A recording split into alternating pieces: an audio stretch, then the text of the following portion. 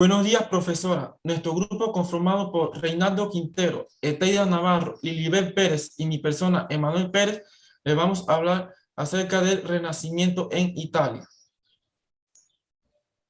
Como introducción tenemos que el Renacimiento italiano, en el transcurso de la historia, pocos movimientos artísticos han tenido un gran impacto como fue este Renacimiento.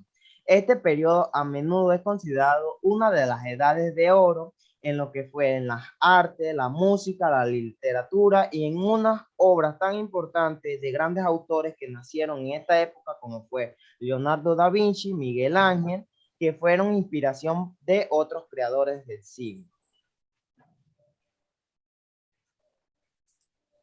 ¿Qué es el Renacimiento en Italia? Bueno, el Renacimiento italiano pues se inició en un periodo de grandes logros y cambios culturales en Italia. Esto se extendió desde el siglo XIV, que comprende los años 1300 hasta el año 1600.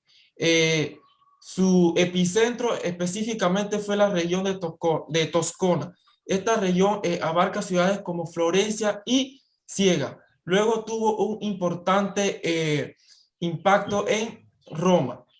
eh, Fue ornamentada con algunos edificios en lo que es en el estilo antiguo y reconstruida fuertemente por los papas de esa época, es decir, del siglo XVI. El Renacimiento pues inicia con el periodo del Quattrocento.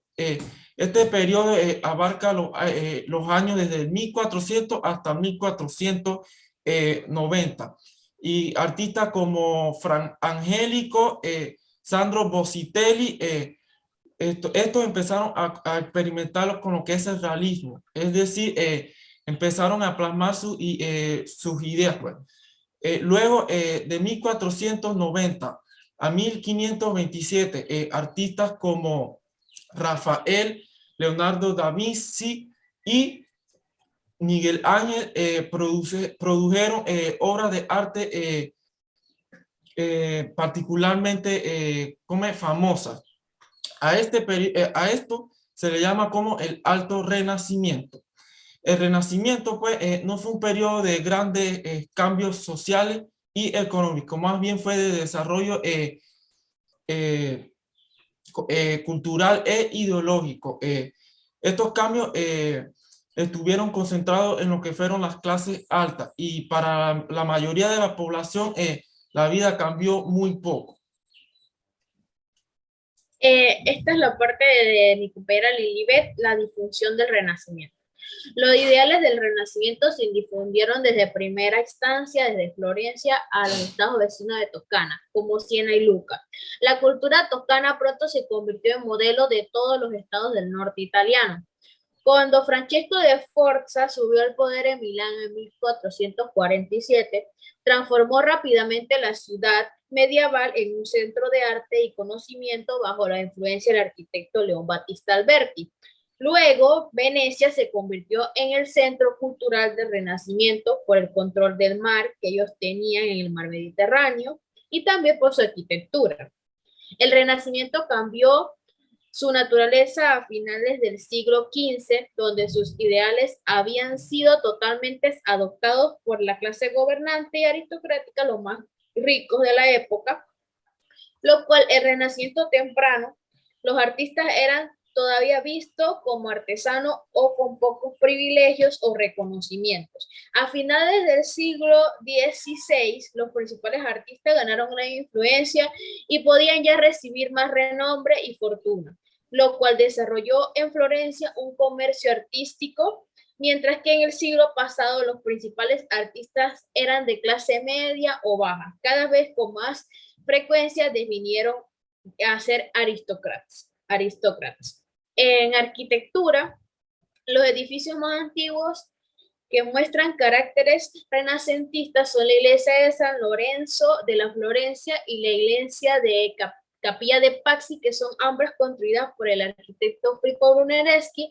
El interior del Santo Espíritu, que es la basílica, expresa un sentimiento de luz, claridad, iluminación y amplitud del espacio, que es típico característico del Renacimiento temprano de Italia. Su arquitectura refleja la filosofía entre la iluminación, la amplitud del espacio y la claridad mental.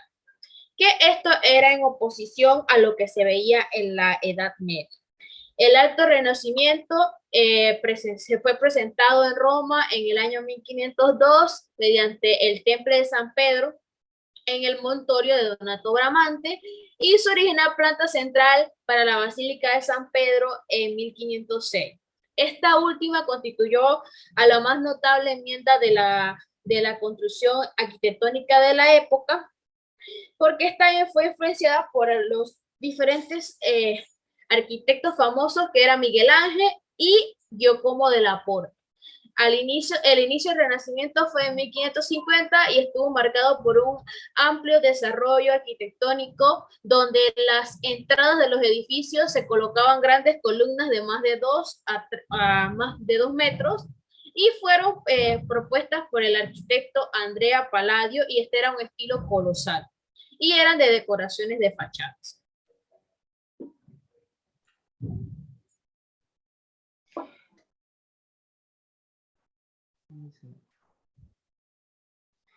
Entre las características generales del arte renacentista italiano podemos mencionar 4 características importantes. Entre lo que fue la búsqueda de la serenidad y el equilibrio que procede entre lo que fue la armonía del todo, la narrativa expone lo que sería más que todo las historias, sucesos, tanto reales, ficticios, sacados de la religión, mitología o historia. El realista de la figura humana o de animales, de objetos de que son inanimados, producidos por el mayor cuidado. Entonces, por último, tenemos lo que fue el cuadro, que presentan tanto la armonía o lo que fue la percepción geométrica o la ilusión de la profundidad. Esto más que todo en isométrico, en tanto dibujo o arquitectura. Con la llegada del fin del Renacimiento italiano, tenemos que es tan impreciso como su inicio. Con la llegada al poder de Florencia del austero monje Girolamo Savonarola, que marca el fin del florecimiento en la ciudad. Muchos artistas italianos, como fue Leonardo da Vinci, inmigraron a lo que fue a otros países, como fue en Francia en 1516, donde equipos también artísticos menores invitados fueron a transformar lo que fue el castillo de Fontainebleau, que además crearon una escuela con el mismo nombre, donde difundieron lo que fue el estilo italiano en Francia. Los nuevos estilos fueron transformados por el manierismo, que llegaron a lo que fue el Renacimiento a Amberes, o sea, parte del norte, de todo el norte de Europa. Mientras el Renacimiento italiano se diluía, el Renacimiento nórdico adoptaba mucho de lo que fueron sus ideas y transformaron sus estilos arquitectónicos, además tanto de pintura, entre otras. El legado de la conclusión. Hoy en día el Renacimiento italiano es considerado un punto más alto de lo que es la historia del arte, con su énfasis en el equilibrio, la apreciación del humanismo y el arte producido durante este periodo, que influenció a lo que son los nuevos renacimientos nórdicos, pero sus nociones pueden aplicarse al arte contemporáneo. Además, muchas obras maestras del Renacimiento forman lo que es la cultura popular de hoy en día, demostrando la influencia que perdura en la época. Esto se puede ver en la arquitectura, los grandes edificios todavía, que tienen estas fachadas con columnas gigantes, y pues lo que se mantiene hoy en pie de los diferentes arquitectos de la época. Muchas gracias. Muchas gracias.